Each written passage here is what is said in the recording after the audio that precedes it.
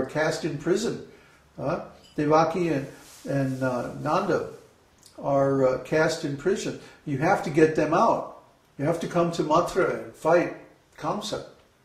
So like that, Akrura took Krishna. And similarly, the father of Nityananda, Hadai Pandit, he says, okay, my son might be an incarnation of God, so how can I stop this? It's going to happen anyway. Sooner or later he's going to leave, I know this. So he went to his wife and he said, you know, I think this is the right thing to do, because great souls achieve perfection by serving the sannyasis. He says like this. So we should be willing to make this sacrifice, even though it's our most dear son. And so the sannyasi took Nityananda and went on pilgrimage. And Hadai Pandit and his wife, they were both overcome by tremendous separation. And they both left their bodies very soon after that. But anyway, Nityananda went on pilgrimage all over India. He went to every important place of pilgrimage.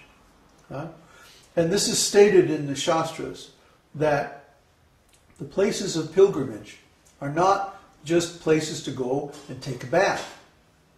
The places of pilgrimage are important because great personalities are to be found there. Not just in the temples, not just in the bathing ghats, but people of transcendental wisdom who can impart knowledge to you, who can give you the absolute truth and show you how to attain enlightenment. So these places of pilgrimage are only powerful because great personalities come there and cleanse them by the dust of their lotus feet. So Nityananda went to all these great places of pilgrimage and he purified all of them just by his presence there. And the list is so long. He went to many, many places. It must have taken him years to go all over India like that. But everywhere he went, he was constantly in ecstasy. He was constantly in his mood of Nityananda. And he demonstrated very powerfully what it is to be a perfect devotee of the Lord. But he was incognito. Nobody realized who he was. Nobody knew. Similarly, Lord Caitanya at that time was incognito in Nadia. He was playing the role of a great scholar, so that when he finally revealed his real nature as a devotee, then everyone would say, oh, this is the actual perfection of knowledge. See? People in those days were very much into knowledge, but they were dry. They were just following the principles for the sake of following the principles. They weren't really following the principles to gain love of Godhead. So Lord Caitanya wanted to demonstrate that the actual aim of Vedic knowledge is pure love of God, ecstatic love, spontaneous love, beyond the regulative principles. Where the regulative principles such as celibacy, vegetarianism, lack of speculation, gambling, no intoxication, and so on, these are just taken for granted. It's not like, you have to struggle and think, oh, it's such a big austerity to do. No, you're beyond them. You're way beyond it, because you're tasting the ecstasy of love of God. And in that ecstasy, there's no consideration of anything material. So what to speak of intoxication and meat eating and stuff? It's not even an issue. It's like, completely accepted already. So these pastimes of Lord Nityananda, before he revealed his actual nature as an incarnation of the Supreme Personality, are to show us the actual way that a devotee manifests. Just like Srila Prabhupada. When Srila Prabhupada was 5 years old, he organized a huge festival of all the neighbors in his block. Srila Prabhupada appeared in a very rich aristocratic family. So he had lots of social connections. But at 5 years of age, his only desire was how to please Lord Jagannath. So he organized a Rath Yatra, Jagannath Rath Yatra festival in his neighborhood. And he had all the neighbors cook, and he and his father built a little cart, and they put Lord Jagannath deities on the cart, and all the neighbors pulled the cart down the street with ropes, chanting Hari Hari, Jai Jagannath. like that, at 5 years old. So you see, also Srila Prabhupada manifested these qualities of a very important, very powerful spiritual personality at a very early age. These are only found in great personalities who have specific empowerment by the Lord. So in this case, the empowerment is from Lord Nityananda. Lord Nityananda, as the first expansion of Lord Caitanya Mahāprabhu, is teaching Lord Caitanya's message of love of God.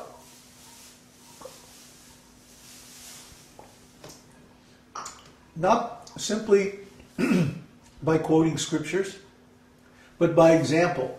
He was showing this ecstatic nature of the devotee. So as soon as Lord Caitanya revealed himself, then Lord Nityananda came to Nadia to join him. And the story of their meeting is really amazing.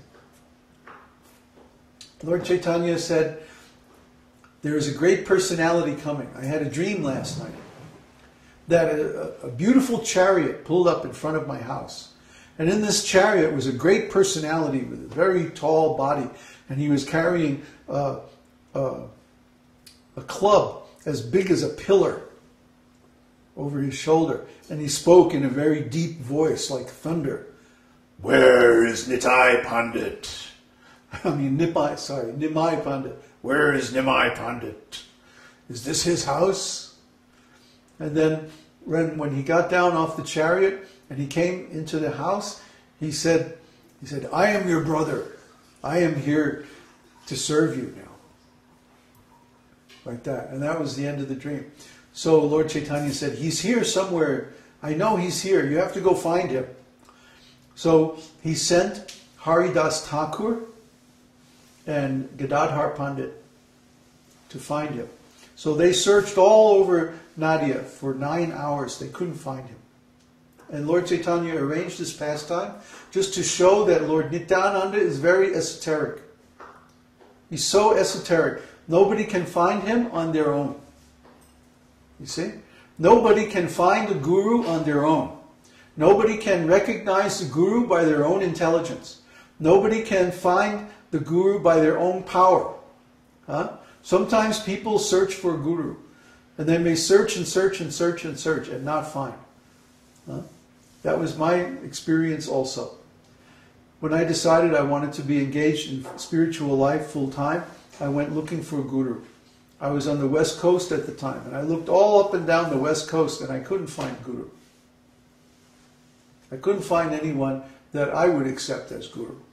Maybe others would accept, but I wouldn't.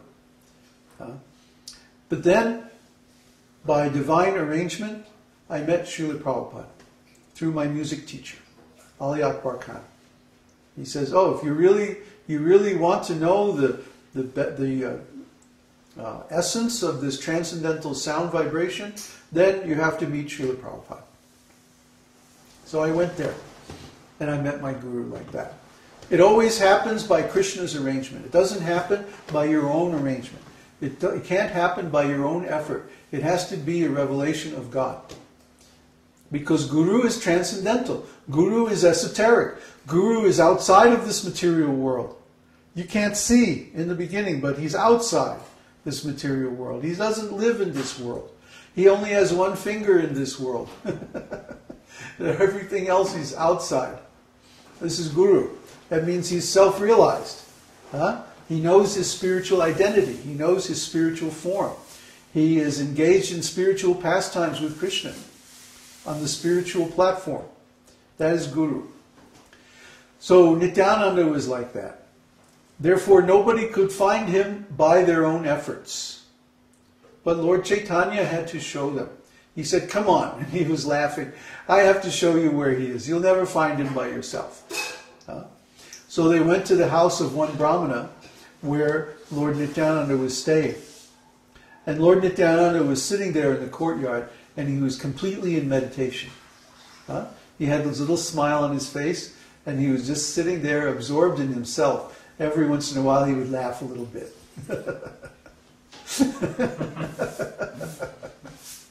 So This is self-realization.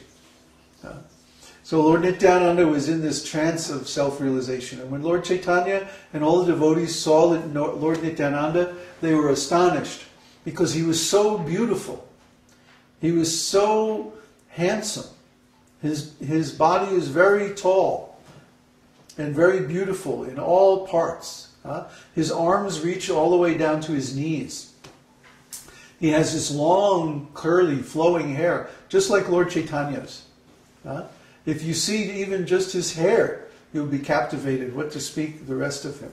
He's so attractive in every way. This is the beauty of God. And then his mood also is very strong. It's like a fragrance of incense. His mood penetrates everywhere around him, like that. So when they saw him, they were all astonished, and they all paid their obeisances spontaneously. And then they went up to him,